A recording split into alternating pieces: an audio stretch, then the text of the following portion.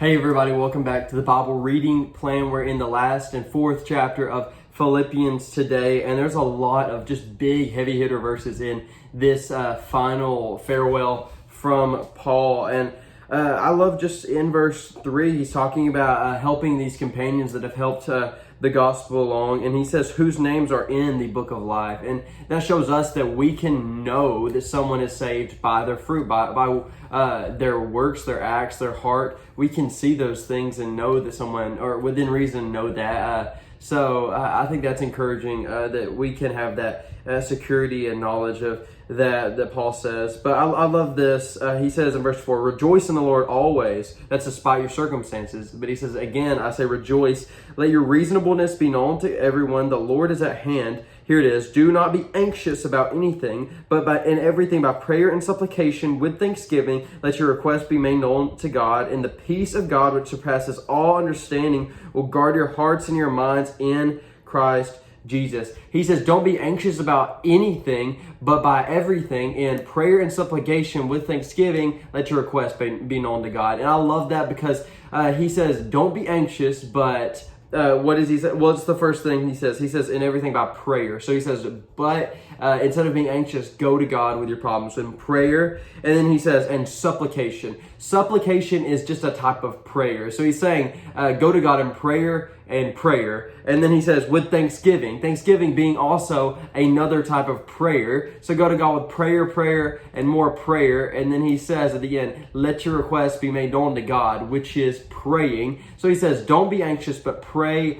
Pray by thanking God, pray by asking of your needs for God, and pray by telling him your request. And he says, and God will give you that peace. God will give you that contentment. And it's the peace that surpasses all understanding. The peace that you're sitting in a terrible situation and you're feeling peaceful and you're going, how am I just so at peace in this?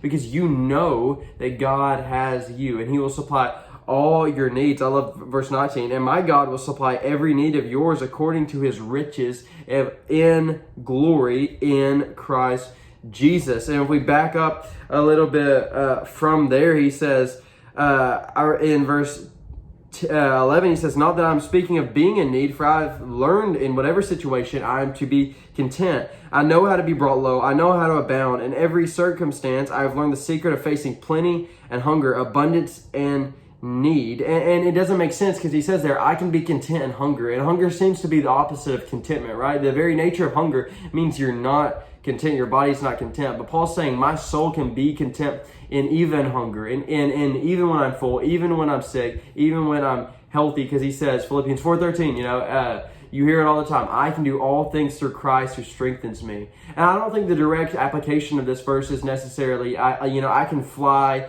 and shoot lasers out of my eyes because Christ strengthens me. No, I don't think that's it. I don't think it's, I can do all things. I think it's through everything I do, I can do it in a way where I do it through Christ, and doing that through Christ, I am strengthened by Christ, and thus I am content. Paul says I can be hungry in a way that I do it through Christ, and doing that through Christ, I can be content in my hunger. He can be walking in the Spirit with God, be knowing that God is loving, that he's going to supply every need, that in the end he has a future hope, and doing it through Christ and speaking to Christ and walking hand in hand with Jesus, asking what he wants for you in that place. Pray. Then you can do all of those things through Christ who strengthens you. There's your contentment. That's the secret of contentment right there. And I love this, and I'll leave you with this. It's verse 8. He says, finally, brothers, whatever is true, whatever is honorable, whatever is just, whatever is pure, whatever is lovely, whatever is commendable, if there is any excellence, if there is anything worthy of praise, think about these things. I love that. We have to set our minds upon those things. They're not just, our minds aren't going to naturally drift towards that. We have to set our minds on whatever is lovely, whatever is beautiful, whatever is worthy of praise. And that is where we'll find the presence of God right there. Because he says, what you have learned and received and heard and seen in me, practice these things, and the God of peace will be with you. So today, set your mind on the things above. Set your mind on whatever is good, whatever is true, whatever is beautiful, and do the things which we read in this book, and the God of peace will be with you always. Thank you for joining me in